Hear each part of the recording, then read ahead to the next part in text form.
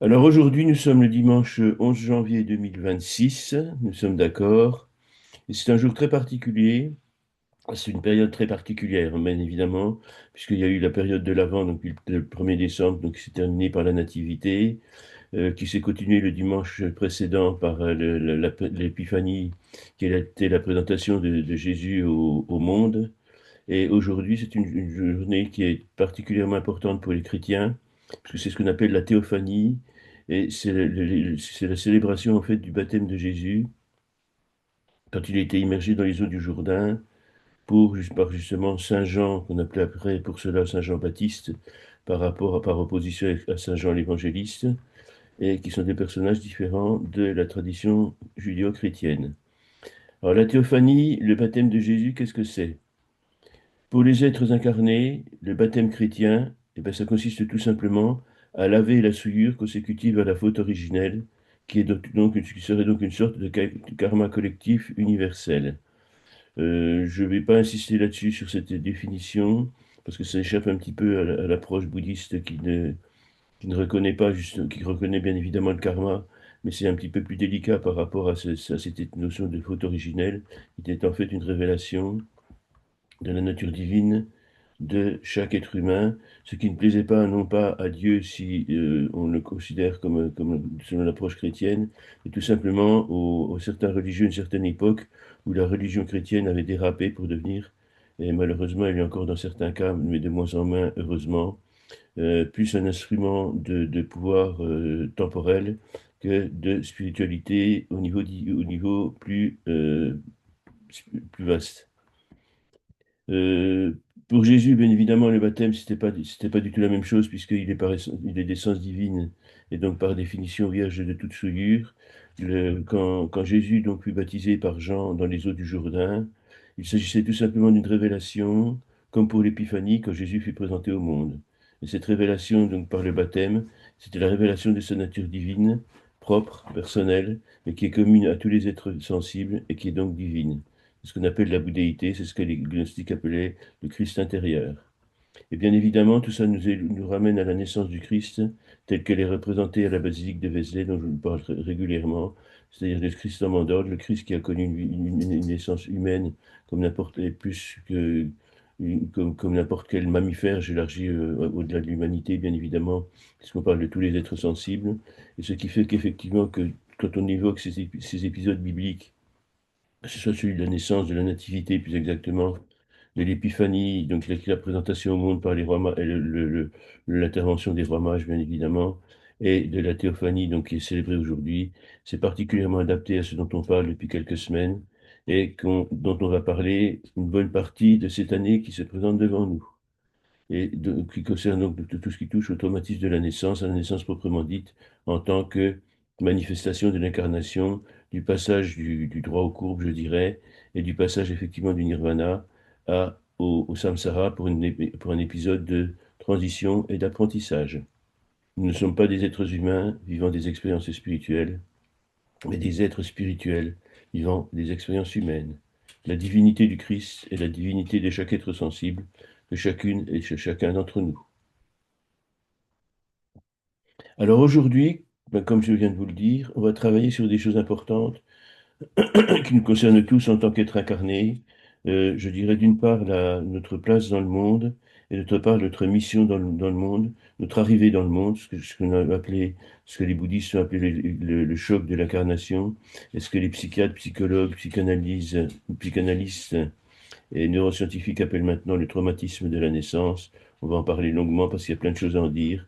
Et c'est justement, on va commencer par une petite méditation qui est également un enseignement qui s'appelle La mort et la claire lumière.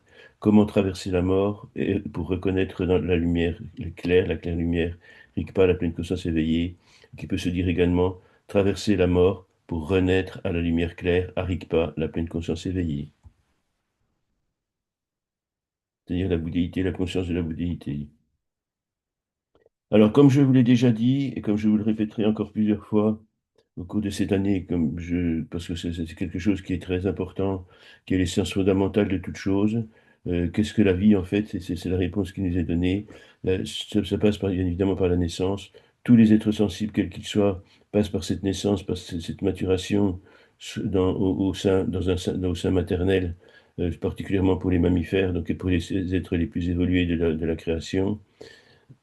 Eh bien, ce choc de la naissance et ce choc de l'incarnation ou ce traumatisme de l'incarnation ou ce traumatisme de la naissance, on parle du même concept, ça consiste tout simplement à accepter que nous sommes incarnés, que nous sommes venus sur Terre pour remplir une mission, pour accomplir un travail, pour apprendre une leçon ou des leçons ou participer justement au plan divin, prendre notre place dans le trafic universel et jouer notre rôle tel que nous avons décidé au moment du bardo de la réalité ultime. Alors rappelons une chose, c'est qu'effectivement, pour le traumatisme de la naissance, ça passe, si on se réfère uniquement au côté biologique des choses, on passe par on peut évidemment l'enrichir par le côté transgénérationnel et karmique, bien évidemment, par rapport à la réincarnation et par rapport à cette apparente dichotomie entre le nirvana, le monde sacré de tous les Bouddhas, qui est notre nation, qui est notre patrie, c'est de là d'où on vient, c'est en harmonie avec notre nature profonde qui est la seule importante véritablement, qui est notre essence divine. Nous sommes des êtres, nous sommes des citoyens du nirvana, mais nous sommes parfois partis en exil. Nous partons en exil pour apprendre quelque chose, pour accomplir un travail. C'est très important de le connaître, ce travail. C'est là qu'intervient la numérologie karmique tibétaine, qui est l'outil le plus facile et le plus pertinent, je dirais, pour justement accéder à cette connaissance de l'état du monde, qui est la structure du monde dans laquelle on doit s'intégrer. Et pour s'y intégrer, il est bien évident qu'on doit comprendre comment ça fonctionne. Et il faut bien comprendre que cet exil est volontaire. On n'a pas été puni, on n'a pas été envoyé en punition, en exil dans un bagne de l'autre côté des océans, comme ça se faisait au 18e, 19e et 20e siècle en Occident. Nous avons choisi une mission. Cette mission ne nous a pas été imposée, elle ne nous a même pas été proposée. Nous l'avons choisie, nous l'avons déterminée, et nous avons tracé les grandes lignes de notre incarnation. Mais comme on vient d'un monde de perfection, qu'on parle du nirvana ou qu'on parle du sein maternel pendant la période de vie in utero, intra-utérine, qui présentent de grandes similitudes, ne serait-ce que par le sentiment de sécurité totale et absolue et d'absence totale de peur et de manque et de besoin à satisfaire, eh bien, c'est exactement la même chose. Mais pour justement supporter cette incarnation, quand on passe d'un monde de lumière à un monde de ténèbres et de souffrance, eh bien, il est bien évident que c'est pas évident et que le choc serait encore pire si on n'avait pas cette ignorance. Et malheureusement, cette ignorance a un mauvais côté, c'est qu'on ne sait pas pourquoi on est là et on a l'impression d'être arrivé comme un cheveu sur la soupe, comme un chien dans un jeu de quilles alors qu'on n'avait rien demandé à personne. Ben, c'est pas ça du tout. Et surmonter le traumatisme de la naissance, c'est comprendre justement pourquoi on est là. Alors, il y a plusieurs méthodes qui permettent il y a deux méthodes principales pour, le- pour, euh, pour échapper à cette ignorance qui est cause de tous les maux dont on peut souffrir dans le cours de notre incarnation. Eh bien, il y a la numérologie karmique tibétaine, bien évidemment. C'est un outil incontournable à mon sens, c'est pour ça que j'en parle beaucoup. Et c'est aussi parce que justement, le thème numérologique karmique tibétain nous permet de faire le bilan au moment de notre incarnation. C'est vraiment comprendre notre naissance. Et il y a d'autres travaux qui sont de multiples sources, de multiples origines.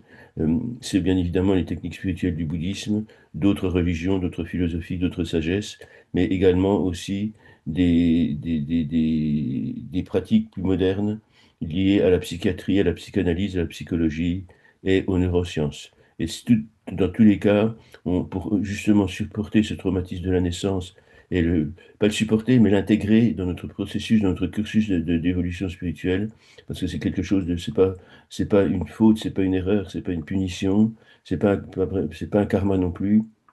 C'est quelque chose qu'on doit vivre parce qu'on a accepté de s'incarner. Et en ce sens, il faut bien comprendre une chose, et c'est la conclusion que je fais chaque fois que je fais un thème de numérologie karmique tibétaine, eh bien, nous sommes tous des héros. Parce que du monde de lumière où nous étions, en pleine conscience, en pleine connaissance de cause de ce qui nous attendait, on a choisi d'y aller, de se lever le matin tôt pour aller dans le froid, dans les intempéries, pour affronter la difficulté du quotidien. Et effectivement, Un être incarné, c'est par définition un héros, parce qu'il a accepté une mission, il a choisi une mission plus exactement, en toute lucidité, en toute connaissance de cause, et cette mission, elle n'est pas facile. Hein. C'est comme se faire parachuter sur un terrain, sur un pays en guerre, alors qu'on vit dans un pays en paix. Ben, c'est exactement la même chose, et on l'a vu maintes et maintes fois pendant dans la période de Deuxième Guerre mondiale et dans d'autres guerres également. Quand on participe, il y a des gens qui participent volontairement à la lutte du bien contre le mal. Et c'est effectivement quelque chose qui est permanent, qui existe à chaque instant.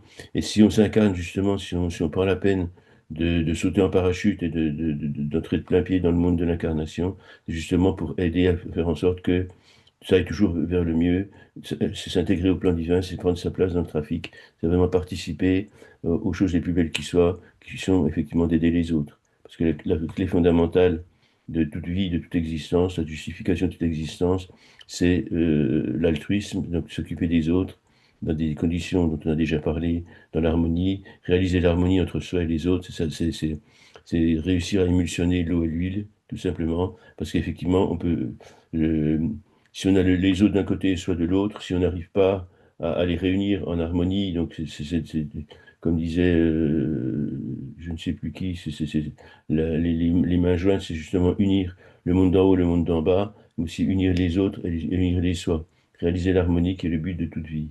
Et j'irais même un peu plus loin dans cette définition, c'est que c'est un état fusionnel, effectivement, puisque la matrice nous sommes tous, par notre âme et par notre essence divine, incarnés dans cette gigantesque matrice universelle qui s'appelle le nirvana. Et dans la base de ce nirvana, il y a le samsara, qui est une cristallisation tridimensionnelle autour de la souffrance, qui est là, c'est un lieu d'apprentissage, où justement, on va participer au plan divin, qui est justement que de faire en sorte que le bien se répande partout dans l'univers. Et quand, comme il est dit dans les traditions bouddhiste, notamment tibétaine. Le prince Siddhartha Gautama a atteint l'éveil il y a 2500 ans sous l'arbre de la Bodhi. Il est devenu le Bouddha Shakyamuni. Et quand il est entré en paranirvana, c'est-à-dire quand il a vécu sa dernière mort d'incarnation, donc il y a 2500 ans, eh bien il attend à la porte du paradis, il attend à la porte du nirvana, que tous les êtres sensibles y soient rentrés. Et quand le dernier être sensible sera à son tour, c'est le programme, l'échéance, l'aboutissement officiel et tout ce qu'il y a de plus logique du plan divin, c'est qu'effectivement tous nous atteignons la libération de tous les karmas. Mais et donc le Bouddha Shakyamuni attend à la porte du Nirvana que le dernier être ait accompli son éveil pour pour le laisser rentrer à son tour. Et à ce moment-là, le samsara n'existera plus, il n'y aura plus que l'univers parfait de tous les Bouddhas, le Nirvana. Nous sommes donc tous intégrés, comme je le disais tout à l'heure, c'est notre patrie, c'est notre nation, c'est notre essence, c'est chez nous, c'est notre home sweet home, notre espace de refuge ultime et inexpugnable, inaccessible au mal et à la souffrance. Eh bien, ce nirvana, c'est de là d'où on vient et on accepte de quitter pour un temps ce nirvana, le confort ultime, parfait, la parfaite luminescence, la parfaite perfection, le parfait bonheur, la parfaite égalité, la parfaite, comment dirais-je, sécurité, l'absence totale de manque et de besoin et de désir inassouvi. Eh bien, effectivement, on accepte de quitter ce monde pour venir alors, il y a trois choses qu'on vient faire dans ce monde. C'est premièrement nous purifier de tous nos karmas éventuels, toutes nos traces karmiques éventuelles, c'est la priorité absolue. La deuxième, c'est réaliser ce qu'on appelle les défis. Un défi, c'est quelque chose qu'on ne sait pas faire correctement et on apprend, donc notamment par certaines méditations, nous permettent d'avancer dans le domaine spirituel. Ça, c'est un défi qu'on se pose à chaque pré-incarnation, je dirais, au moment juste avant le grand saut dans l'inconnu. Euh, où justement on va partir accomplir sa mission. Et le troisième volet, c'est une fois qu'on a appris justement tout ce qu'on doit apprendre pour être un être humain accompli, un être divin accompli plus exactement, un être sensible accompli, eh bien ça passe par cette prise de conscience de l'incarnation et pourquoi on est là. Qu'est-ce que je fais? Qui est-ce que je suis? Qui suis-je donc? Quelle est donc ma personnalité, ma nature divine profonde? Quels sont les karmas que je dois purifier, qu'est-ce que je dois améliorer chez moi, qu'est-ce que je dois apprendre, quelles compétences je dois développer, et surtout quelle est ma mission. Et la mission, on a tous la même, c'est d'aider les autres, venir en aide aux autres, mais dans des bonnes conditions, dans des conditions harmonieuses, quand le 2 et le 3, quand les autres et soi, on est parfaitement en équilibre l'un l'autre, on ne fait pas de tort aux autres, on n'accepte pas que les autres nous en fassent. Et tout ça, justement, c'est pour ça que ce traumatisme de la naissance, il est à la fois fondateur et formateur, parce que c'est pas c'est un traumatisme, certes, hein, mais c'est un traumatisme nécessaire qui n'est pas une punition, qui n'est pas un karma, qui n'est pas une injustice, certainement pas. Mais malheureusement, comme nous avons bu l'eau du lait, le fleuve de l'oubli pour accepter pour arriver à nous incarner, eh bien, on oublie tout ça. Et il nous garde, il reste en nous, une fois que le traumatisme achevé, il y a eu la rupture de l'harmonie avec la mère, à un moment donné, le fœtus ou l'être incarné, quand il est dans son bardeau de la réalité ultime, quand il passe au bardeau du devenir, donc juste avant de s'intégrer, c'est la même chose, c'est même superposable. Eh bien, il y a un moment donné où le fœtus, au terme de la grossesse, pardon, au terme de la grossesse, ben, c'est le moment de la naissance, c'est le moment de la délivrance, comme on disait avant dans le domaine de l'obstétrique. Et donc, il doit s'incarner dans ce monde. Et jusqu'à présent, il vivait dans un milieu parfait, dans la tiédeur du liquide amniotique, avec le bruit du cœur de la mère qui le berçait, poum, poum, poum. C'est pour ça qu'on aime le bruit des pendules, paraît-il. Et également le bruit du sang qui passe dans la horte de la mère, ce chut, chut permanent. C'est pour ça qu'on aime le bruit du ressac des vagues sur la plage, paraît-il, et de bien d'autres choses encore. L'absence totale de manque et de besoin parce qu'on est nourri par le placenta et par le cordon ombilical. On n'a aucun effort à faire. La table est dressée, le buffet est dressé. On n'a même pas besoin de se servir puisque ça, comme on dit dans certains, comme on disait parfois, je ne sais pas si ça se dit encore maintenant, quand les alouettes nous tombent tout de suite dans le bec, ben, c'est un petit peu ça. Et également, on respire par les poumons, mais on n'a pas d'effort à faire, c'est le liquide amniotique qui remplit nos poumons. Et à la première contraction, crac, les premières contractions du muscle utérin, on se sent écrasé, comprimé, comme si c'était l'univers qui nous pressait de toutes parts. Et c'est la première panique, c'est la première angoisse qui va se continuer par effectivement les différentes étapes de la naissance, de la venue au monde. Il y a le moment où on rentre dans le canal utérin qui est fermé, donc on a l'impression d'être poussé, comprimé par l'univers tout entier qui nous enfonce dans un tunnel, comme une sorte de gros tube en caoutchouc, mais qui est fermé à l'extrémité. Et on sait qu'on va mourir parce que justement, là, on se dit, c'est pas possible, il n'y a plus de place pour moi, je vais mourir écrasé. Et tout d'un coup, le col s'ouvre.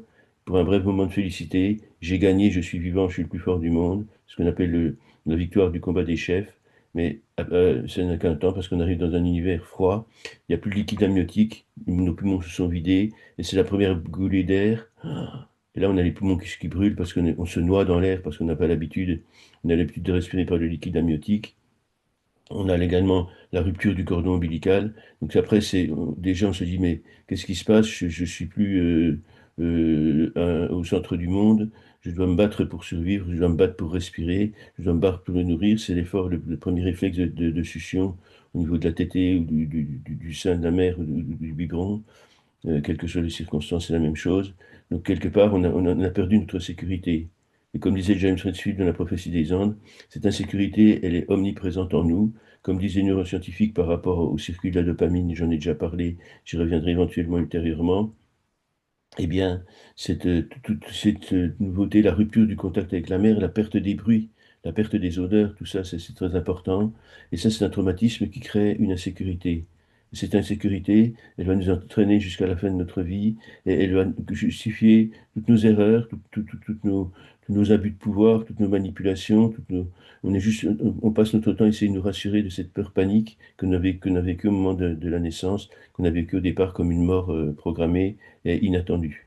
Ce côté inattendu qui est fatidique, qui est le plus dur à porter, parce qu'effectivement, on n'y est absolument pas préparé, puisqu'on a tout oublié au moment de l'incarnation et au moment de la naissance.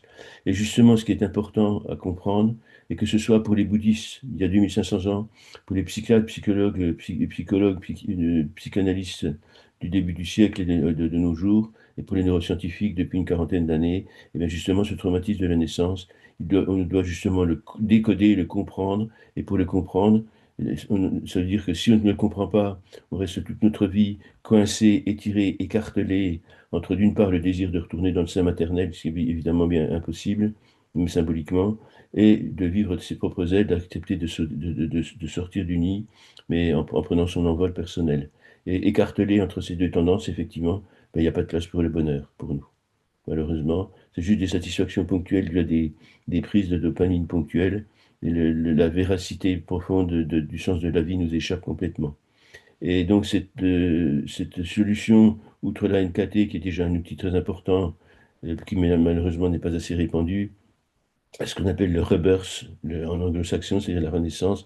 Il faut revivre symboliquement sa naissance pour justement comprendre que c'est une volonté qu'on a délibérée, une volonté délibérée de nous incarner pour participer au combat, pour participer à la lutte, pour participer au plan divin, pour participer, pour jouer notre rôle dans la scénographie divine, pour jouer notre partition dans la philharmonie divine. Et ça, effectivement, une fois qu'on a compris ça, eh bien, le traumatisme de la naissance, d'éléments pathologiques, devient un élément fondateur, formateur, protecteur, révélateur de notre propre divinité. Et il existe plein de techniques méditatives, on en a déjà parlé de plusieurs d'entre elles. Là, la mort et la renaissance à la claire lumière en est une autre. On va tout de suite y venir.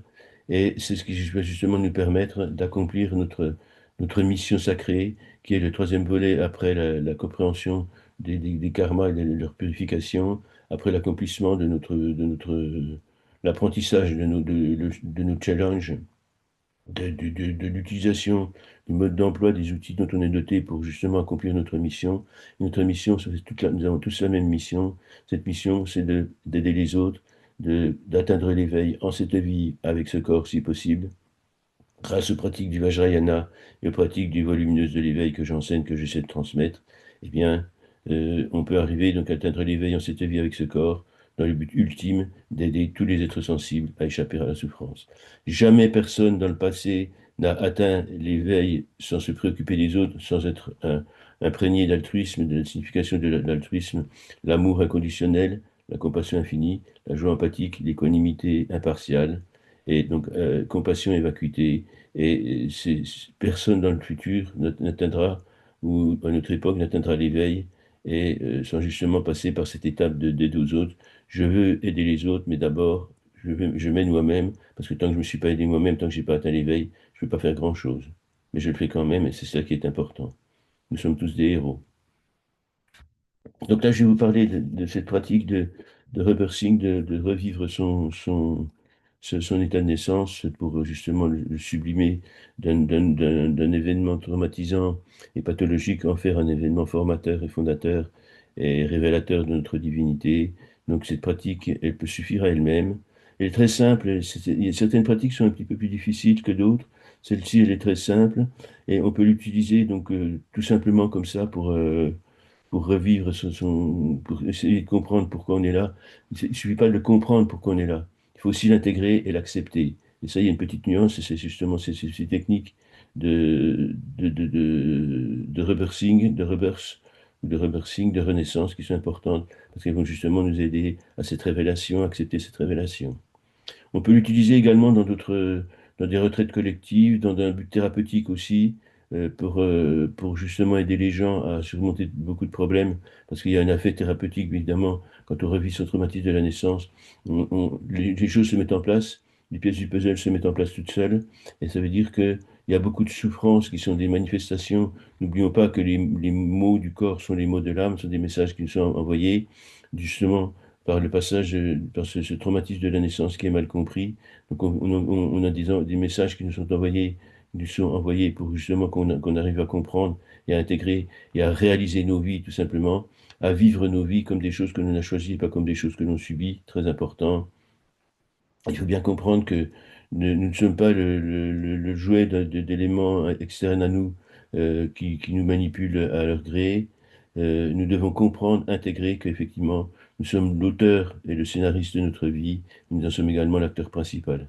C'est ça la compréhension qui est générée par un thème de NKT ou par une séance de renaissance méditative, ce que je propose comme séance méditative, ce sont des sortes de mixages entre l'approche bouddhiste, l'approche scientifique, psychologique, psychanalytique et psychiatrique et la neuroscience. Tout ça, ça permet de faire quelque chose de très, très complet et de très efficace et de particulièrement adapté à notre époque. Donc, je dirais qu'une séance de rebirthing, une pratique, une sadhana, une pratique spirituelle ou thérapeutique, c'est la même chose. Ça consiste à comprendre la mort, traverser la mort sans la moindre peur, rejoindre la claire lumière, renaître en conscience en acceptant cette nouvelle incarnation comme étant un choix délibéré de notre part. Si on se réfère au bardo, c'est traverser la mort sans la moindre peur, donc c'est le bardo numéro 4, numéro 5, numéro 6, le bardo de la mort proprement dit, suivi du bardo de la réalité ultime, suivi du bardo le passage dans la salle d'embarquement.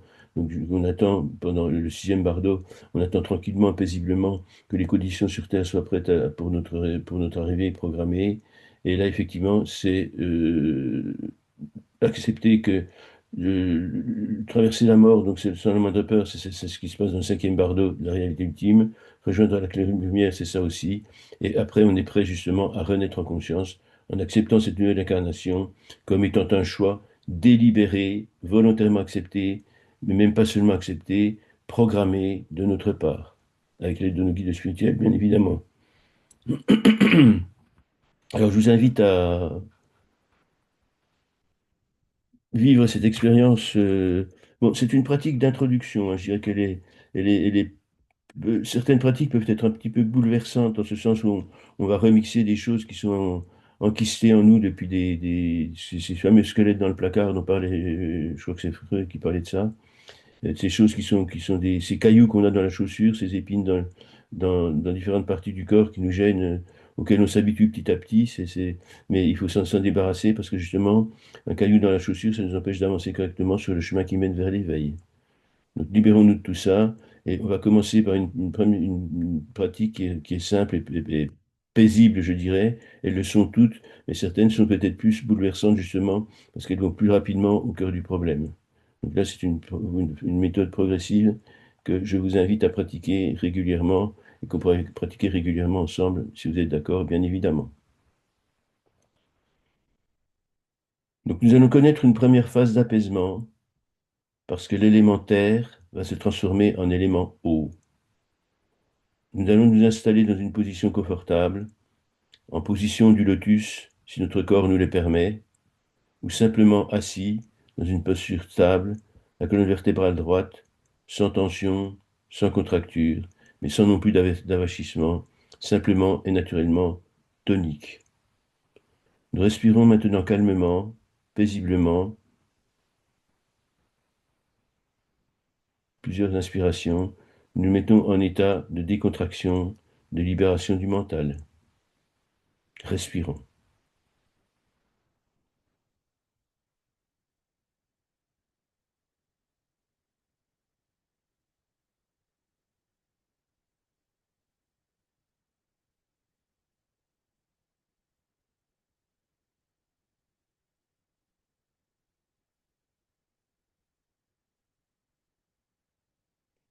Prononçons maintenant intérieurement ou à voix basse les mots suivants.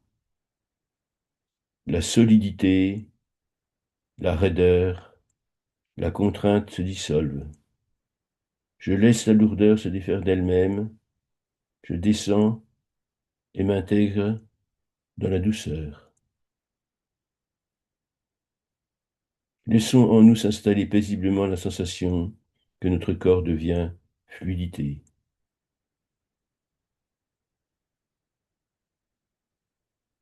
C'est beaucoup plus qu'un relâchement musculaire, c'est une réelle fluidité de tout notre être.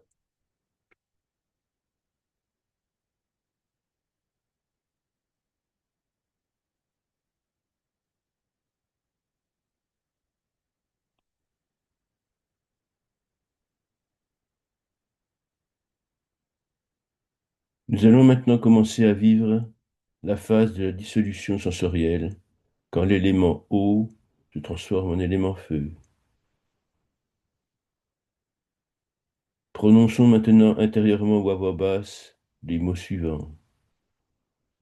Je ressens en moi les perceptions, les formes, les idées, les pensées se fondre entre elles et se mélanger.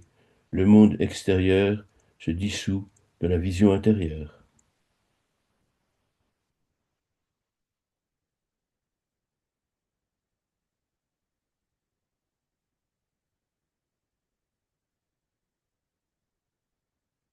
Nous allons à présent laisser les contours du monde extérieur devenir flous.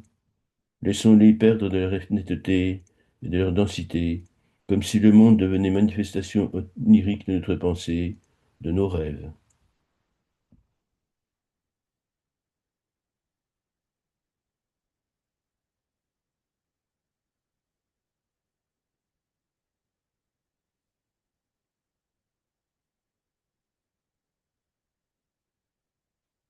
Expérimentons maintenant la phase d'extinction, quand l'élément feu se transforme en élément air.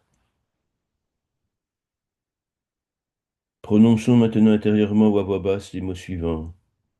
La chaleur s'apaise, les pensées s'espacent, le souffle devient de plus en plus léger.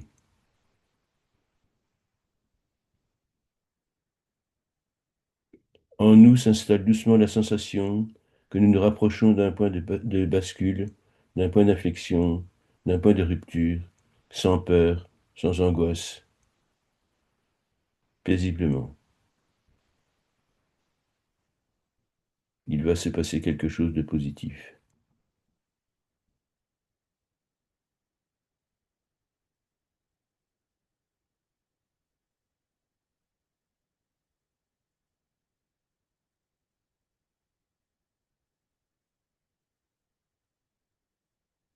Nous allons maintenant passer à la phase du souffle final, quand l'élément air se transforme en conscience. Nous respirons lentement, superficiellement, subtilement, sans effort aucun.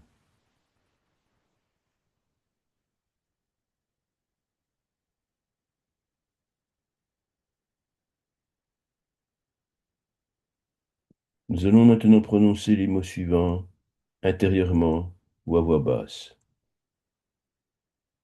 Le souffle se dissout dans l'espace, l'esprit se détache du corps, je laisse aller toutes les formes, toutes les manifestations du réel.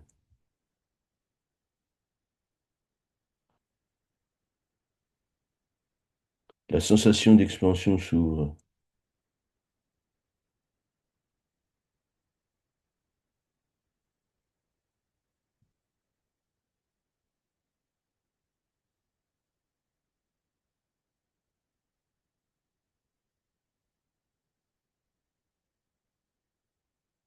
C'est alors qu'apparaît la claire lumière. Laissons émerger un espace lumineux, pur, vaste, infini.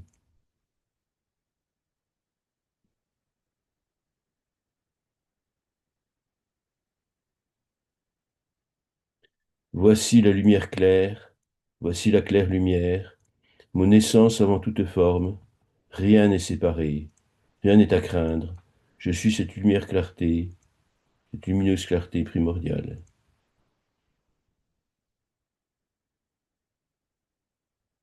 Nous allons rester ici dans cet espace de lumière, de luminescence, de paix totale, autant que nous pouvons, autant que nous le voulons.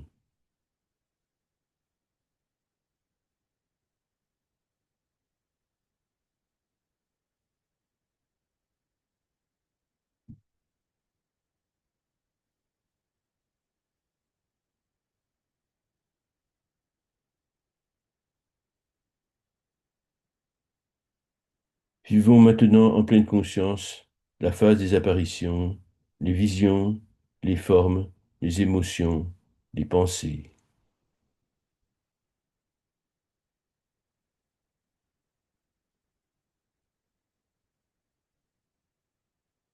Sans avoir besoin d'y penser, les émotions, les couleurs, les pensées, les idées, les formes du monde apparaissent librement de leur propre dynamisme, de leur propre dynamique, naturellement.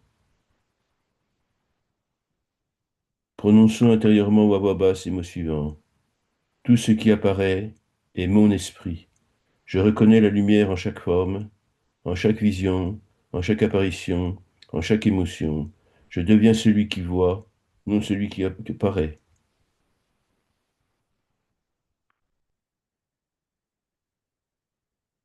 La vision est fusion.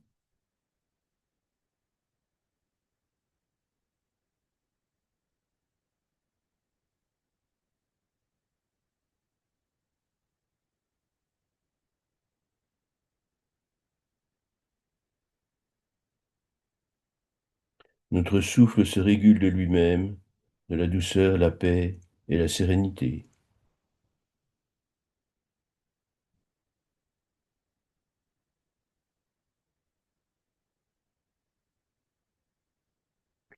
Nous allons maintenant vivre la phase de renaissance tantrique. Quand l'espace est stable, nous invitons une nouvelle forme, une qualité, une déité représentative de cette qualité, une version plus libre de nous-mêmes, comme la compassion, l'empathie, le dévouement, l'altruisme, la participation active au plan divin, la volonté de rédemption pour soi, mais aussi pour les autres, la force légitime, la justice, l'équité, selon la mission que nous nous sommes engagés à remplir en cette incarnation. Prenons quelques instants pour choisir ce dont nous avons besoin sur le plan énergétique aujourd'hui, en cet instant.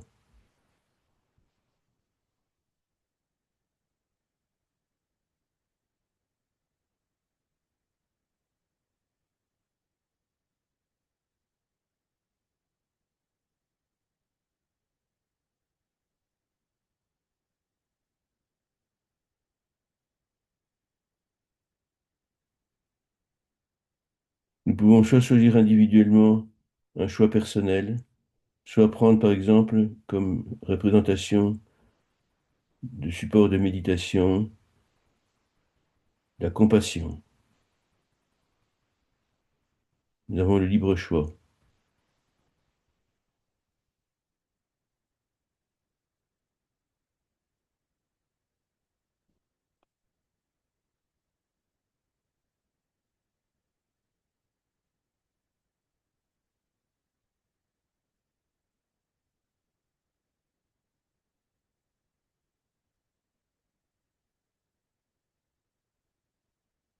Prononçons intérieurement ou à voix basse ces simples mots.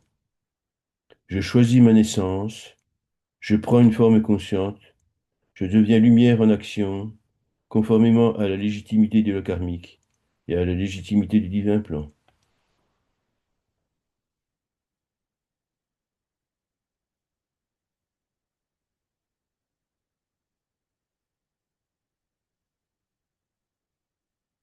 Visualisons-nous maintenant en renaissance dans la conscience, dotée de cette qualité unique et primordiale.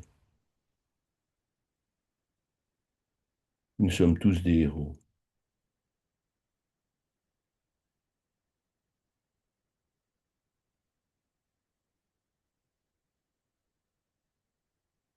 Nous allons maintenant pousser la porte derrière laquelle est la lumière pour entrer librement et volontairement de notre plein gré dans la phase de concrétisation ultime.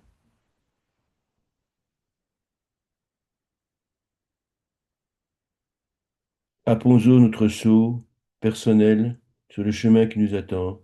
Prononçons en conscience ces simples mots. Je scelle cette renaissance dans mon souffle, dans mon geste, dans ma vie, dans mon intégrité divine.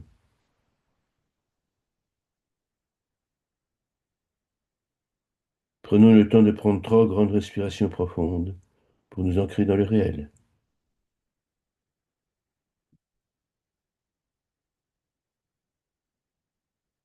Nous avons tout notre temps.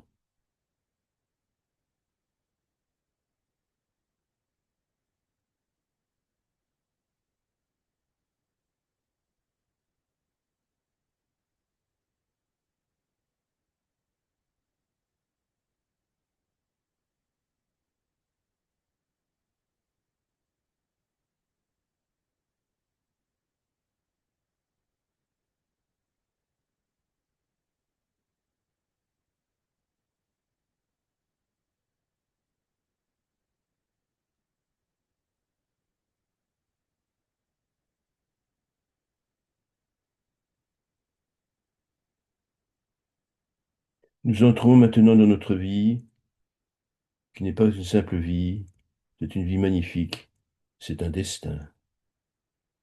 Revenons en présence, doucement, tranquillement, paisiblement, calme et détendu.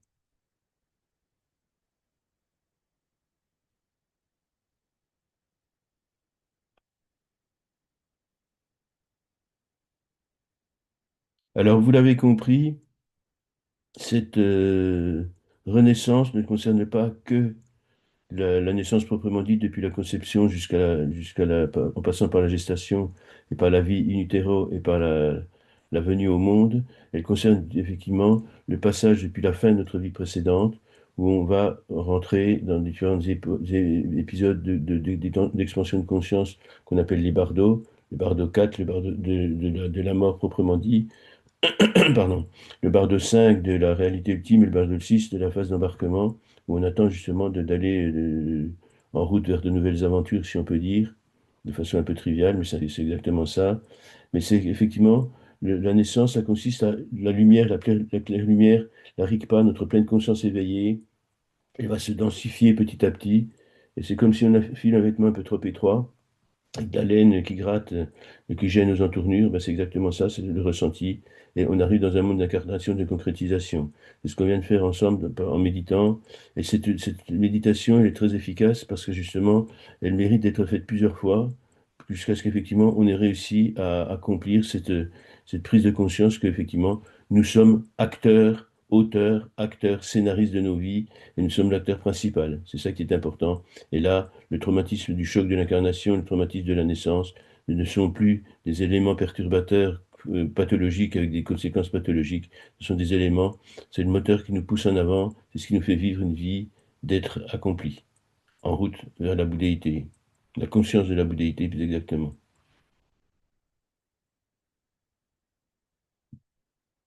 Bon, si vous le voulez bien compléter cette pratique qui est spécifiquement dédiée à la Renaissance, par une pratique que vous connaissez bien et qu'on a fait régulièrement et qu'on va faire aujourd'hui, qui est également, elle prend, avec les nouvelles connaissances que nous avons acquises, elle prend une dimension différente, supérieure, plus vaste. C'est la pratique ésotérique de Tigler ou la captation pranique. Et là, justement, la captation pranique, c'est aussi, d'une certaine façon, prendre conscience des réalités du monde extérieur, du prana, de l'amrita, et de la connexion justement qu'il nous offre du monde du nirvana, du monde du samsara. Et quelque part, c'est aussi quelque chose qui va entériner justement la gestion, la compréhension, l'acceptation de notre vie et du traumatisme de la naissance et du choc de l'incarnation. La captation pranique, comment capter le prana, l'amrita, l'énergie cosmique qui vient du plus profond de l'univers et sur tous les plans, physique, mental, spirituel. Comment diffuser ce prana sur tous les plans de notre être et comment le restituer à l'univers, le partager avec l'univers, avec tous les êtres. Bienvenue dans cet espace dédié à la méditation de la captation pranique. Le prana désigne au sanskrit la force divine universelle et créatrice. Les Tibétains, quant à eux, préfèrent la nommer Amrita. Cette pratique, cette sadhana, n'est pas spécifique au bouddhisme ésotérique tibétain. De nombreuses écoles de yoga et d'arts martiaux la proposent aussi à leurs élèves, tant elle est efficace, précieuse et facile d'utilisation. Pardon. Comme toutes les méditations, elle est à la portée de toutes et de tous, et comme toutes les méditations, elle permet d'immobiliser le mental dans l'éternité de l'instant présent, tout en se sentant connecté de manière fusionnelle avec l'univers, avec tout ce qui fut, avec tout ce qui est, avec tout ce qui sera, conscient de notre responsabilité envers tout ce qui fut, tout ce qui est, tout ce qui sera. Cette pratique, elle permet donc de régénérer à la fois son être physique, tout en élevant son niveau vibratoire spirituel et en se rapprochant de la lumière claire, de Rigpa, la pleine conscience éveillée. La captation pranique permet de devenir ce que nous sommes depuis toujours, sans toujours le savoir vraiment, les enfants et les étoiles.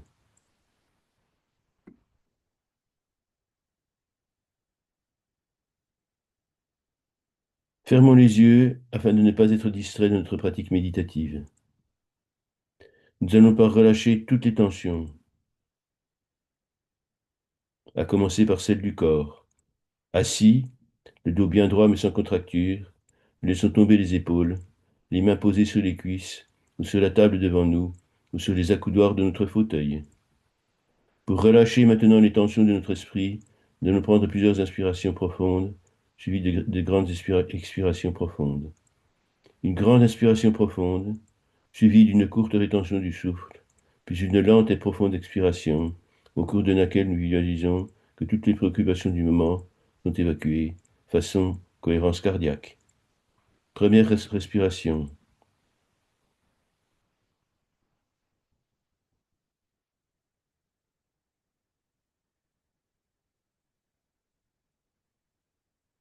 Deuxième respiration.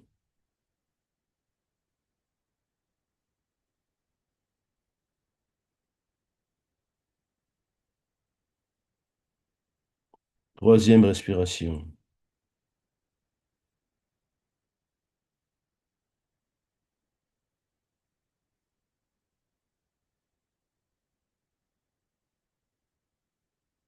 Nous sommes maintenant prêts et prêtes à recevoir le prana comme le don suprême de l'univers.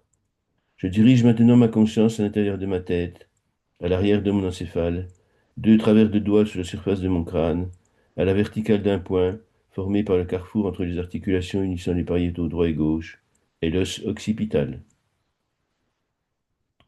Ce point intérieur et secret se nomme en sanskrit nada, ce qui signifie le souffle, ou plus exactement le point d'émergence du souffle, le souffle divin qui crée la vie, en imprégnant la glaise, en imprégnant la matière inerte.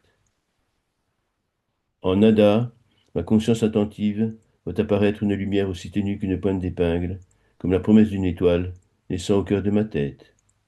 Cette lumière qui est prana s'amplifie, se densifie jusqu'à devenir goutte tourbillonnante d'un élixir onctueux de la taille d'un petit pois. Comme la goutte de pluie de rosée qui se sépare de la feuille d'un arbre et qui tombe, entraînée par son poids, Tiglé, la goutte de prana, se sépare de Nada et tombe lentement dans Tiglé la coupe, qui se remplit et déborde doucement.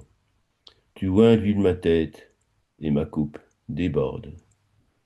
Depuis les bords de la coupe, le prana purifié suinte sur la partie inférieure, forme une nouvelle goutte qui s'amplifie et peu à peu descend, d'abord encore réunie à la coupe, par un mince filament qui s'étire jusqu'à se rompre, laissant la goutte sacrée descendre doucement dans mon arrière-gorge, jusqu'à la pointe de la luette où elle est recueillie par la pointe de ma langue. Je conserve dans ma bouche cette goutte de prana cosmique et je la laisse descendre dans mon être par la ligne dite du devant du corps. La ligne dite du devant du corps, représentée par la bouche et le nez, les voies aériennes supérieures, les poumons, reçoit ce prana et s'en imprègne jusqu'aux plus petites alvéoles pulmonaires, où le prana, comme l'oxygène, franchit les membranes alvéolaires et capillaires sanguines. Il se répand dans tous les circuits artériels et veineux, jusqu'aux cellules les plus lointaines, les plus secrètes, leur apportant catharsis, régénérescence, santé et joie. Visualisons.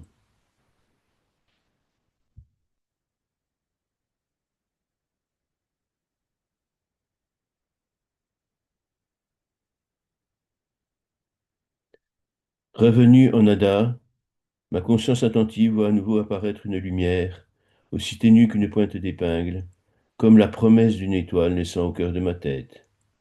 Cette lumière qui est prana s'amplifie, se densifie, jusqu'à devenir goutte tourbillonnante d'un élixir onctueux de la taille d'un petit pois. Comme la goutte de pluie ou de rosée qui se sépare de la feuille d'un arbre et qui tombe, entraînée par son poids, Tiglé, la goutte de prana, se sépare de Nada et tombe lentement dans Tiglé la coupe, qui se remplit et déborde doucement. Tu vois d'huile ma tête et ma coupe déborde. Depuis les bords de la coupe, le prana purifié suinte sur la partie inférieure, forme une nouvelle goutte qui s'amplifie et peu à peu descend, d'abord encore réunie à la coupe par un mince filament qui s'étire jusqu'à se rompre, laissant la goutte sacrée descendre doucement dans mon arrière-gorge, jusqu'à la pointe de la luette, où elle est recueillie par la pointe de ma langue. Je mêle cette goutte de prana à ma salive, que je laisse descendre dans la ligne dite du milieu du corps. Cette ligne, dite du milieu du corps, représentée par le tube digestif, de la bouche à l'anus, reçoit le prana qui parcourt cette voie, en imprègne au passage toutes les cellules, puis franchit avec tous les nutriments la mince muqueuse intestinale et la paroi des capillaires sanguins. Le prana suit l'absorption des micronutriments et se répand par tous les circuits artériels et veineux, jusqu'aux cellules les plus lointaines, les plus secrètes, en leur apportant catharsis, régénérescence, santé et joie. Visualisons.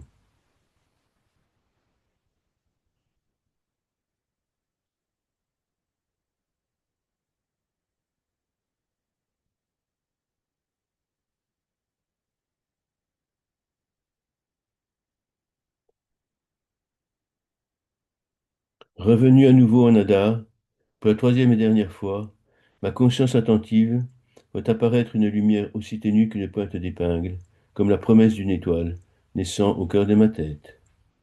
Cette lumière qui est prana s'amplifie, se densifie jusqu'à devenir goutte tourbillonnante d'un élixir onctueux de la taille d'un petit pois.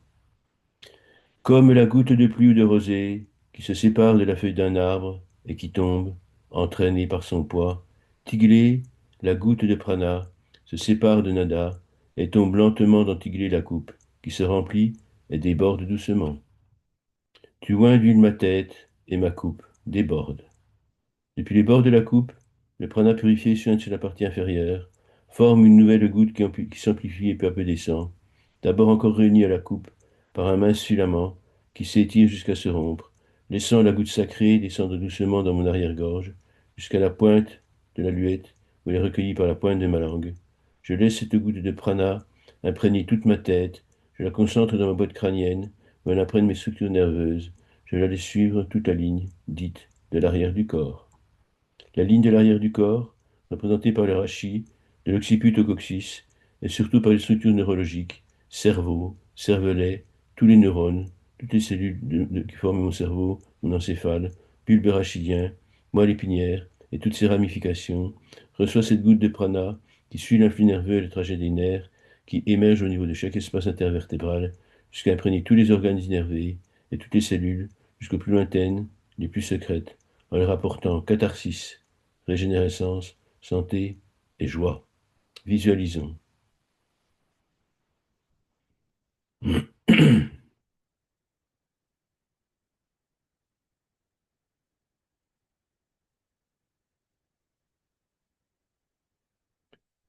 Je prolonge à volonté cet instant de félicité, en visualisant tout mon être sur tous les plans, physique, mental, spirituel, imprégné de ce prana qui m'apporte force, santé, énergie. Pardon. Je partage ce trésor précieux qui rayonne depuis tous les pores de ma peau jusqu'aux confins de l'univers, de l'espace et du temps, en touchant au passage tous les êtres sensibles et tous les êtres de lumière, avant de me revenir en bénédiction. J'en concentre les effets en récitant 9 fois le mantra de l'éveil spirituel.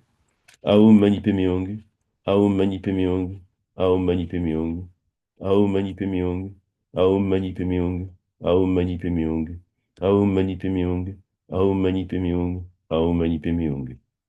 L'éveil et connexion, dans cet état de grâce permanent, je demeure.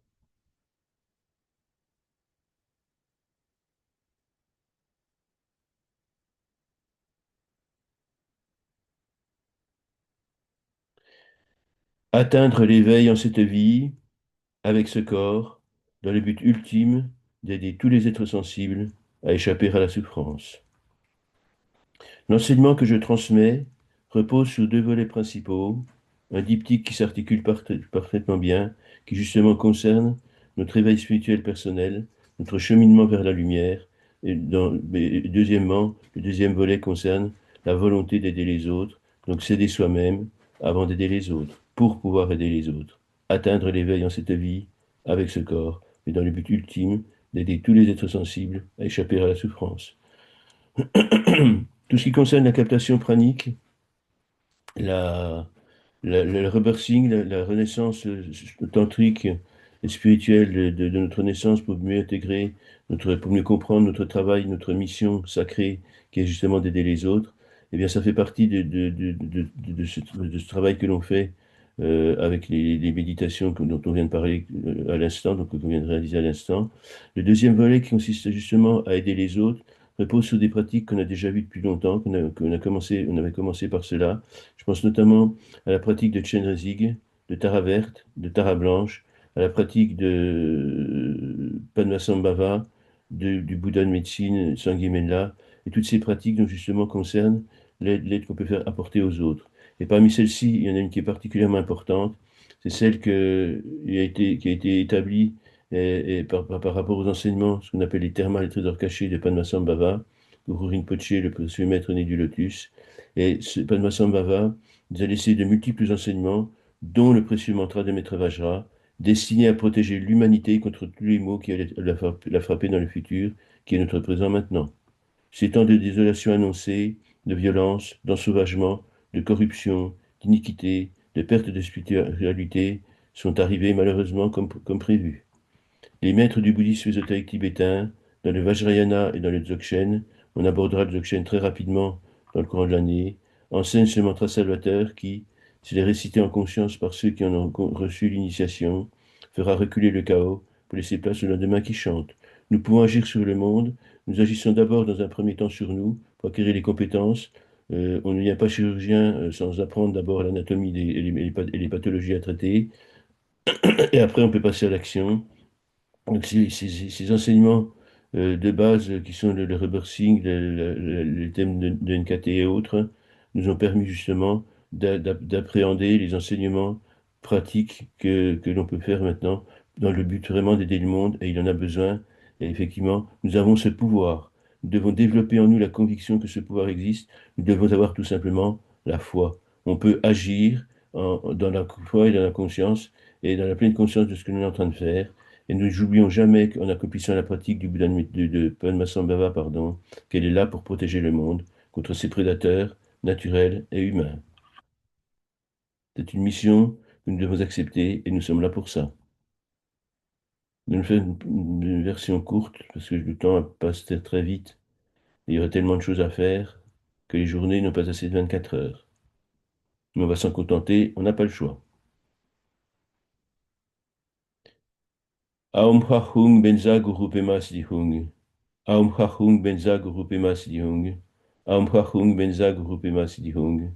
Aum Hung Benza Guru Pema Hung. Aum Hung Benza Guru Pema Hung. Aum Hung Benza Guru Pema Hung. Aum Hung Benza Guru Pema Hung.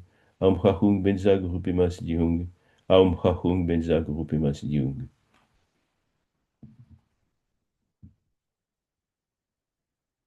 Bienvenue dans cet espace dédié à la méditation avec Padmasambhava, le précieux maître né du lotus. Je remercie tous les Bouddhas du passé, du présent et du futur de m'apporter leur soutien, leur aide et leur assistance tout au long de cette pratique pour le plus grand bien de ce qui fut, est et sera, et conformément à la légitimité des lois karmiques et à la légitimité du divin plan. En le Bouddha, en le Dharma, en la Sangha, je prends refuge jusqu'à l'éveil. En le Gourou, en le Yidam, en la Dakini, je prends refuge jusqu'à l'éveil. En mon propre esprit, Rigpa, en mon propre esprit, Rigpa, en mon propre esprit, Rigpa, je prends refuge jusqu'à l'éveil. Aum Hachung Benza Guru Pemas Dihung. Aum Hachung Benza Guru Pemas Dihung. Aum Hachung Benza Guru Pemas Dihung. Aum Hachung Benza Guru Pemas Dihung. Aum Hachung Benza Guru Pemas Dihung. Aum Hachung Benza Guru Pemas Dihung. Aum Hachung Benza Guru Pemas Dihung. Aum Hachung Benza Guru Pemas Dihung. Aum Hachung Benza Guru Pemas Dihung. Par l'esprit, au nord-ouest du royaume d'Odiana, sur une fleur de lotus flottant sur un lac sacré, par Tiglé. Les apparus, Guru Rinpoché, âgé en apparence de 8 ans, mais déjà maître et détenteur de toutes les merveilleuses réalisations et de tous les ultimes accomplissements, par Tiglé. Padmasambhava, le précieux maître né du lotus, Lama Kieno, de la renommée universelle, entouré de nombreuses dakinis, par Tiglé. En accomplissant ta pratique et en récitant le précieux mantra du maître Vajra, je m'en remets à toi et je te remercie de m'accorder, par ta présence, toutes tes bénédictions, par l'esprit, par Tiglé. Bien-aimé Padmasambhava, Guru Rinpoché, précieux maître né du lotus, Pema Yungne, Lama Keno, insurpassable et ineffable Bouddha né du lac et du lotus, en récitant cette prière en 7 vers, je prends contact avec toi. Je te salue par le corps, par la parole et par l'esprit. Je te rends grâce pour toutes les bénédictions que tu as apportées à tous les êtres.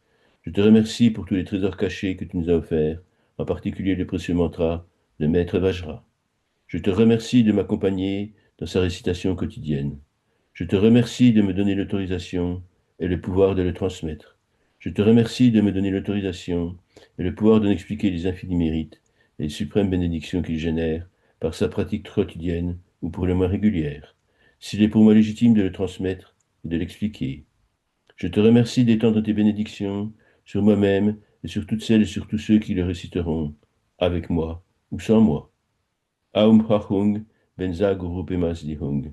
Aum Hachung Benza Guru Pemas Dihung. Aum Hachung Benza Guru Pemas Dihung. Aum Hachung Benza Guru Pemas Diung. Aum Prachung, Benza Guru Pemas Diung. Aum Prachung, Benza Guru Pemas Diung. Aum Prachung, Benza Guru Pemas Diung. Aum Prachung, Benza Guru Pemas Diung. Aum Prachung, Benza Guru Pemas Diung. Bien-aimé Padmasambhava, tu te dresses devant moi, resplendissant de lumière. Que par le pouvoir du Guru Yoga et par le pouvoir des quatre transmissions, je me libère de tous mes karmas et je me fusionne avec ton énergie de pouvoir et d'amour absolu. Cette énergie devient lumière rayonnante et vient jusqu'à moi, m'imprègne après avoir pénétré par l'orifice de Brahma qui couronne mon être. Je suis tout entier sublimé par cette lumière qui s'expanse depuis l'espace que j'occupe, jusqu'aux confins de l'univers, de l'espace et du temps, en touchant au passage tous les êtres sensibles et tous les êtres de lumière, avant de me revenir en bénédiction. Visualisons tous ensemble ce Guru Yoga et cette transmission des quatre pouvoirs.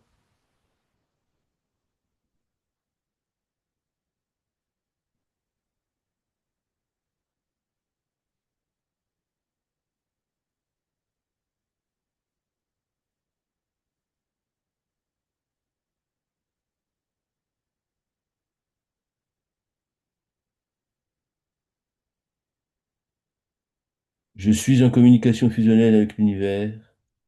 Je suis en communication fusionnelle avec tous les êtres. Je suis en communication fusionnelle avec Padmasambhava. Je suis l'univers. Je suis la vie. Je suis Padmasambhava. L'éveil et connexion. Et en cet état de grâce permanent, je demeure.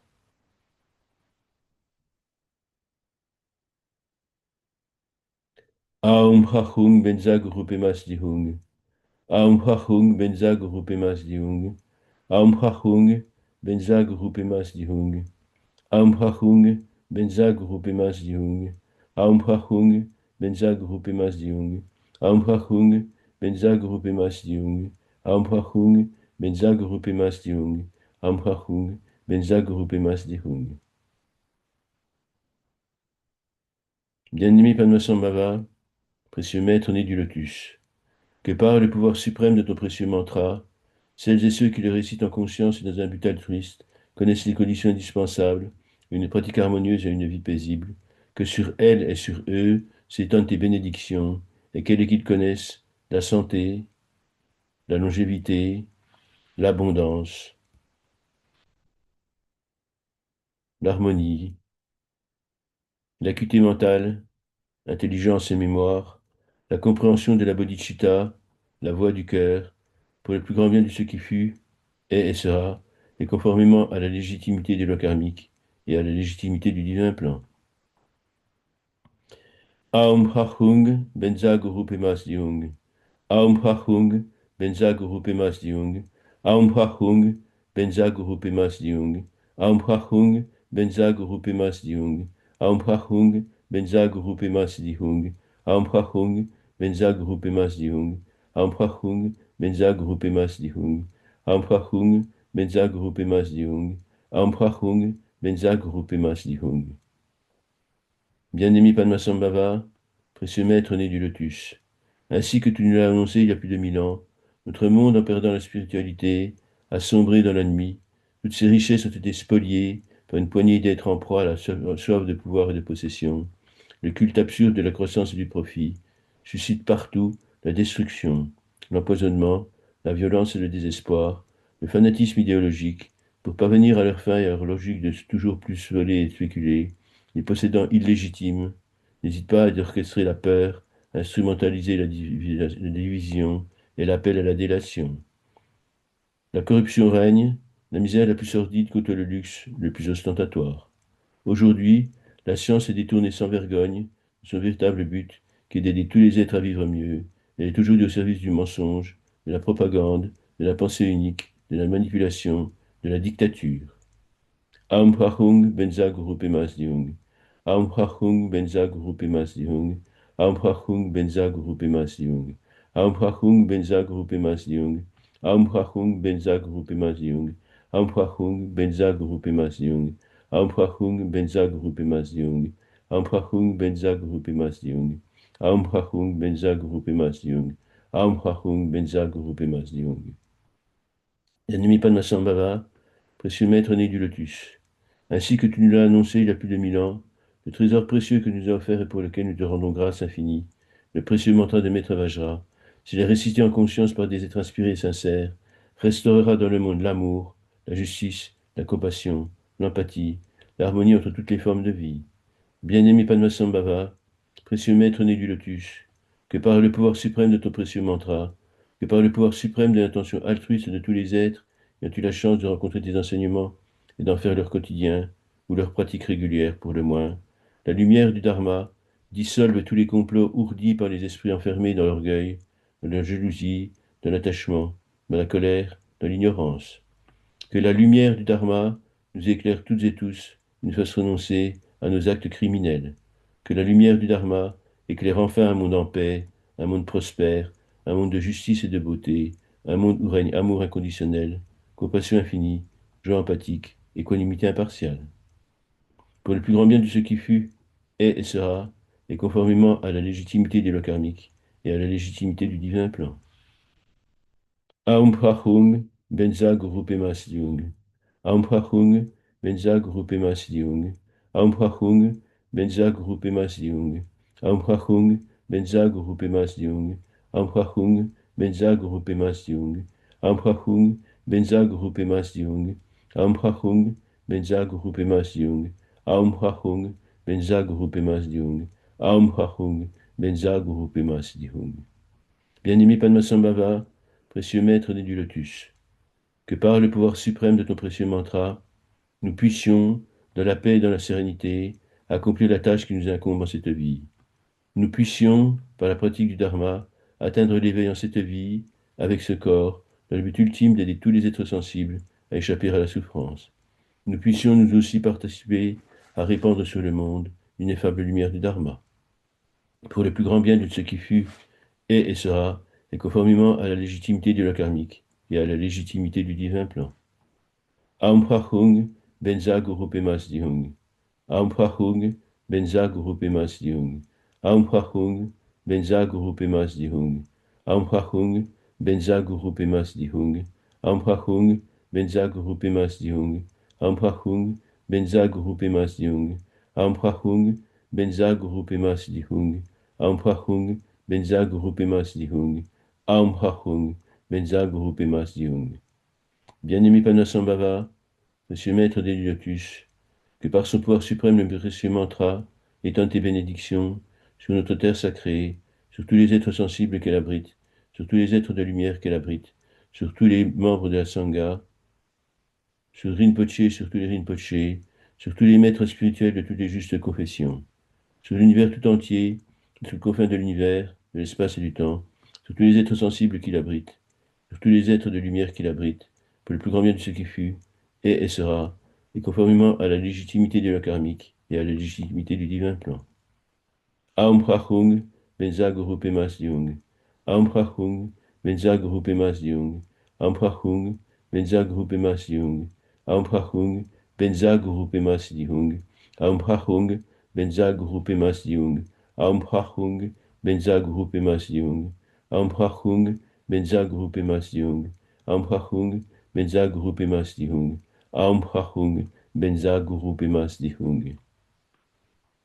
Par l'esprit, au nord-ouest du royaume de Diana, sur une fleur de lotus flottant sur un lac sacré, par Tiglé, les apparus, Guru Rinpoché, âgé en apparence de 8 ans, mais déjà maître et détenteur de toutes les merveilleuses réalisations et de tous les ultimes accomplissements, par Tiglé. Padmasambhava, le précieux maître né du lotus, Lama Kieno, de la renommée universelle, entouré de nombreuses dakinis, par Tiglé. En accomplissant ta pratique et en récitant le précieux mantra de Maître Vajra, je m'en remets à toi, et je te remercie de m'accorder, par ta présence, toutes tes bénédictions, par l'esprit, par Tiglé. Aum Prachung Benza Guru Pema Siddhung. Aum Prachung Benza Guru Pema Siddhung. Aum Prachung Benza Guru Pema Siddhung. Aum Prachung Benza Guru Pema Siddhung. Aum Prachung Benza Guru Pema Siddhung. Aum Prachung Benza Guru Pema Siddhung. Aum Prachung Benza Guru Pema Siddhung. Aum Prachung Benza Guru Pema Siddhung. Aum Prachung Benza Guru Pema Siddhung. Bien-aimé Padmasambhava, précieux maître né du lotus, Je te remercie et je te rends grâce pour cette merveilleuse méditation et pour ce travail de soin dont je dédie tous les bienfaits et dont je dédicace tous les mérites à tous les êtres. Que la bénédiction et la protection de la force créatrice t'accompagnent tout au long de ta route. Qu'elle nous aide sur notre chemin vers l'éveil, afin que nous puissions, dans la paix et dans la sérénité, accomplir la tâche qui nous incombe à cette vie, afin que nous puissions, par la pratique du Dharma, atteindre l'éveil en cette vie, avec ce corps, dans le but ultime d'aider tous les êtres sensibles à échapper à la souffrance, afin que nous puissions nous aussi pour cela participer à répandre sur le monde l'ineffable lumière du Dharma, pour le plus grand bien de ce qui fut, est et sera, et conformément à la légitimité des lois karmiques et à la légitimité du divin plan. Aum Prachung, Benza Guru Pemas Dihung. Aum Prachung, Benza Guru Pemas Dihung. Aum Prachung, Benza Guru Pemas Dihung. Aum Prachung, Benza Guru Pemas Dihung. Aum Prachung, Benza Guru Pemas Dihung. Aum Prachung, Benza Guru Pemas Dihung. Aum Prachung, Benza Guru Pemas Dihung. Aum Prachung, Benza Guru Pemas Dihung. Aum Prachung, Benza Guru Pemas Dihung. L'éveil et connexion, dans cet état de grâce permanent, je demeure.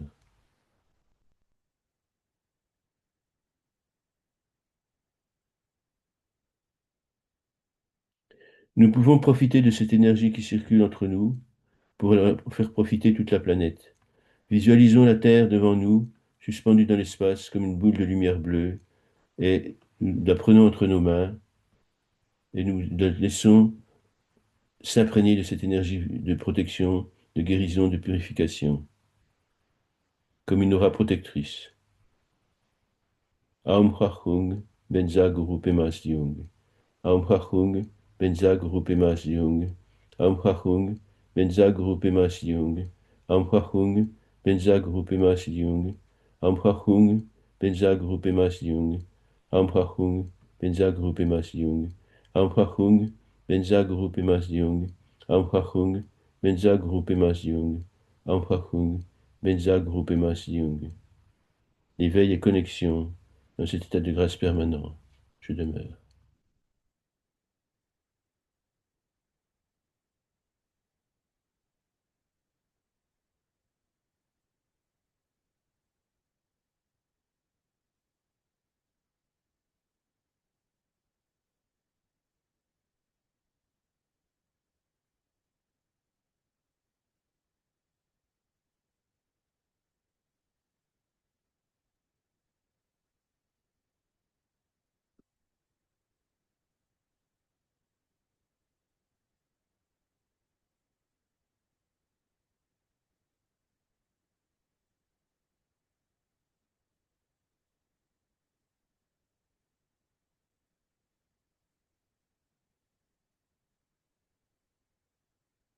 Très bien, vous pouvez remettre vos micros.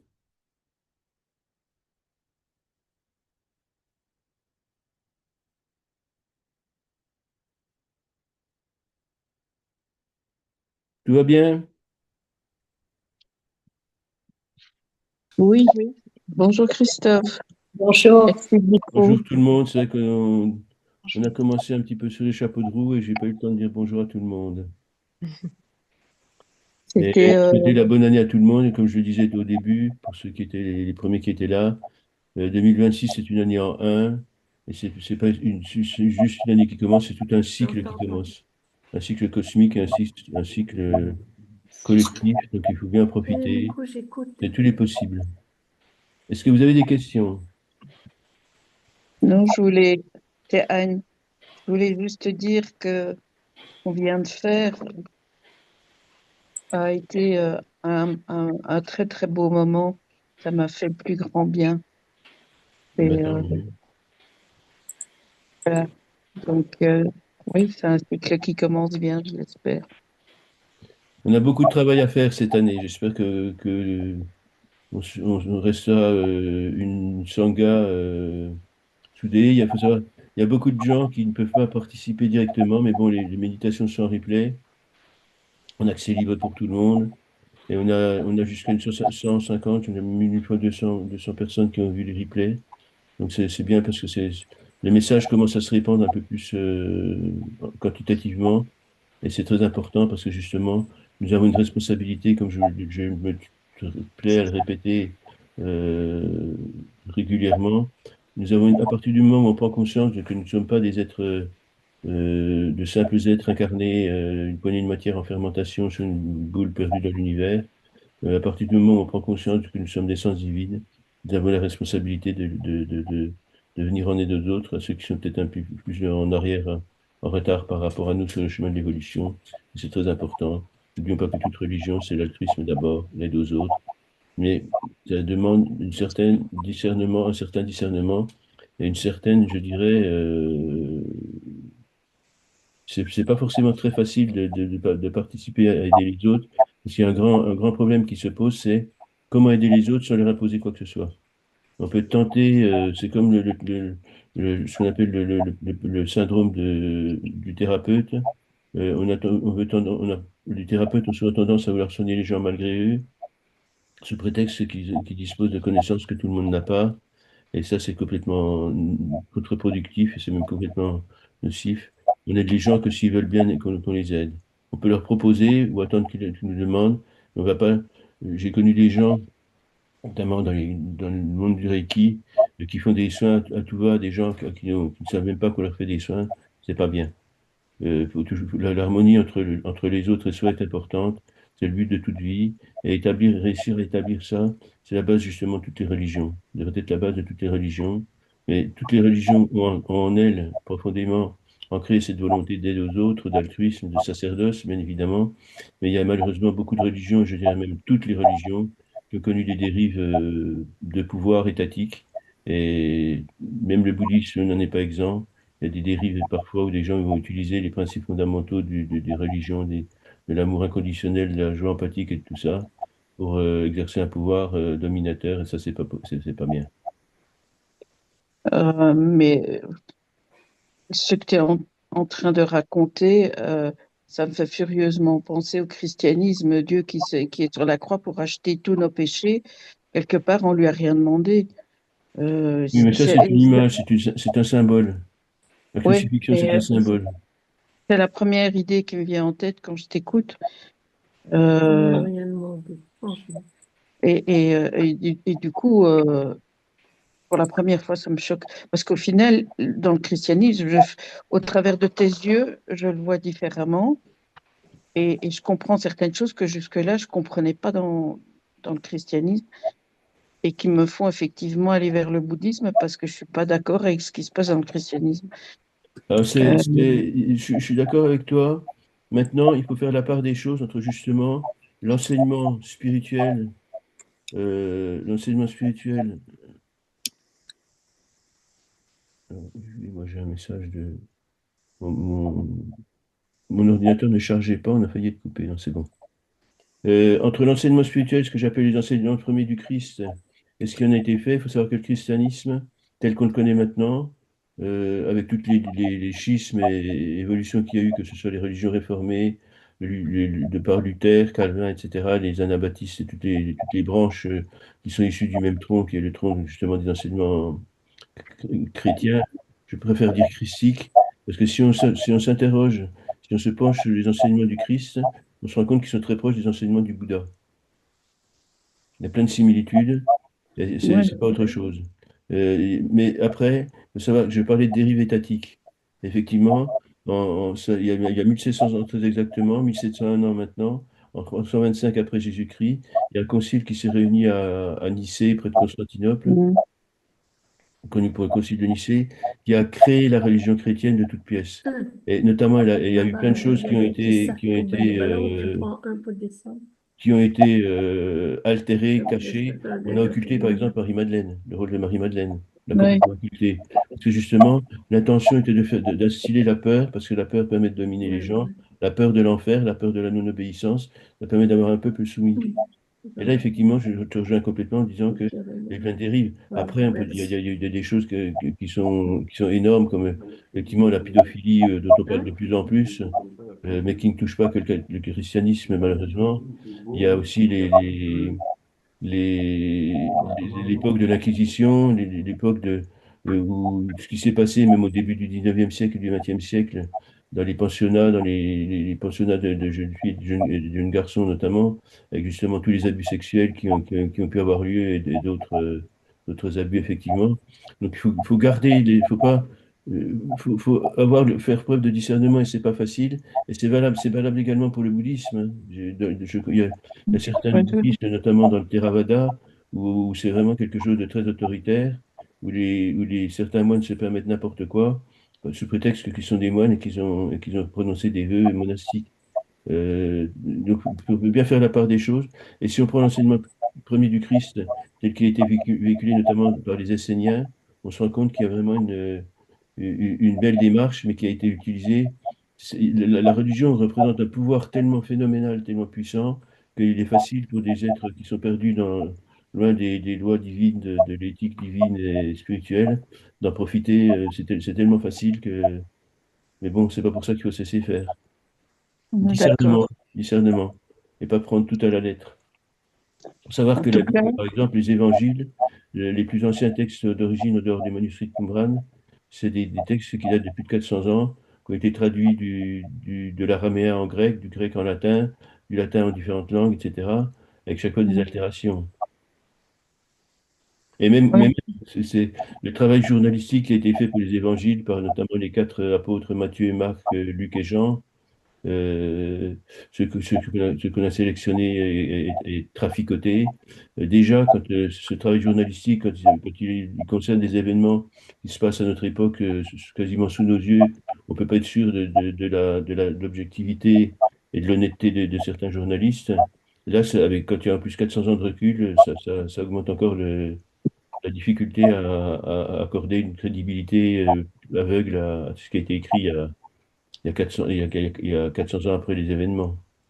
C'est donc, comme bien si on sûr. retraçait maintenant par où dire, juste par par où dire, oui, tout simplement, les événements de la vie de Henri IV. 400 ans, c'est ça. C'est l'époque, c'est l'histoire Ouais. d'Henri IV. Oui, je suis d'accord avec toi. Mais j'aime la simplicité du message de Bouddha et même le Dalai Lama, cette simplicité, le fait que ce soit accessible à tout le monde, c'est c'est ça qui me touche le plus. Ce ne sont pas les grands mots, le fait de C'est tourner pas le dos toujours au peuple. aussi simple que ça. C'est pas toujours aussi évident que ça. Moi, j'ai pas mal traîné dans des centres, enfin traîné, si je veux dire. J'ai pas mal fréquenté des centres d'enseignement. J'ai été très souvent déçu par les enseignements de ceux qui s'autoproclamaient des maîtres spirituels et qui étaient très Ouais. dogmatiques. Et ça, Oui, mais je ne parle même pas ça, de c'est ceux la qui chose. gardent l'information pour eux, j'en parle régulièrement, donc vous êtes déjà au courant. Je connais certains maîtres qui, quand on leur pose une question, ne répondent jamais, parce qu'on n'est pas digne de recevoir la réponse.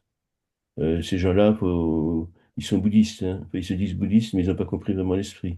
Donc, effectivement, la simplicité du message, il y a effectivement le Dalai Lama, sa sainteté le Dalai Lama, il y a le Bouddha, il y a Burin Rinpoché avec qui j'ai des liens très, très étroits, très, très, très proche, puisque j'ai fait beaucoup de méditation avec lui, et j'ai reçu une transmission par ces fameux cristaux qui ont été bénis par Padmasambhava en Mhm. personne et que je garde avec moi, et qui sont d'une énergie qui transmettent le message. Et c'est pour ça d'ailleurs que quand je transmets le mantra du Maître Vajra, il est particulièrement puissant, parce que tous ceux qui écoutent, c'est comme cette méditation sur laquelle on a terminé aujourd'hui, tous ceux qui écoutent ce message, cette méditation, c'est comme s'ils recevaient directement en eux l'initiation de Padmasambhava en personne, puisqu'elle se transmet à travers moi. Je suis qu'un outil de transmission, je suis qu'un messager, et l'énergie, elle est là, elle passe à travers moi, vous la recevez particulièrement puissamment et dans son intégrité, dans son intégralité, parce que justement, Padmasambhava en est à l'origine. Et c'est quelque Et chose, c'est une initiation. c'est effectivement très puissant. Je l'ai ressenti aujourd'hui. Ça, et il y a des choses qui tout d'un coup sont devenues d'une clarté. Et cette renaissance, ça m'a fait un bien fou. Et Euh, ben, je suis ravi. et ouf, donc merci. Ben, merci à vous d'être présent. Merci à vous de votre fidélité. Comme je vous dis, cette année, on va faire un travail de très haut niveau spirituel. On va beaucoup travailler justement sur les pratiques méditatives visant à nous faire de nous des êtres consciemment incarnés et pleinement responsables de nos devoirs et de nos droits aussi, bien évidemment, mais surtout de nos devoirs et de nos missions sacrées. Et notamment, on va travailler dans quelques semaines sur le Dzogchen, qui est sur l'aboutissement du Dzogchen, c'est-à-dire que le Dzogchen, c'est la grande perfection, hein. Et c'est notamment ce qu'on appelle la pratique de Trekchö et la pratique de Tegal, qui sont justement des outils accélérés d'éveil de la connaissance et d'atteinte de l'éveil. Et ça, on va le faire ensemble. Et je pense que vous en serez tous enchantés parce que c'est quelque chose d'extrêmement puissant et d'extrêmement rassurant. Ok, merci. Plus de questions? Merci à vous tous. Bon dimanche. Bon dimanche, merci Bon beaucoup. dimanche à tout le monde. Bonne année encore une fois. Que tous vos vœux s'accomplissent quand ils sont légitimes, conformément à la légitimité de la karmique et à la légitimité du divin plan. Vous connaissez la formule maintenant. Le Bouddha qui est en moi salue le Bouddha qui est en vous, par le corps, par la parole et par l'esprit. Et je vous dis, Tachidele. Que les bénédictions vous accompagnent vers vos proches. À Merci. bientôt. À Merci bientôt. beaucoup, Christophe. À bientôt.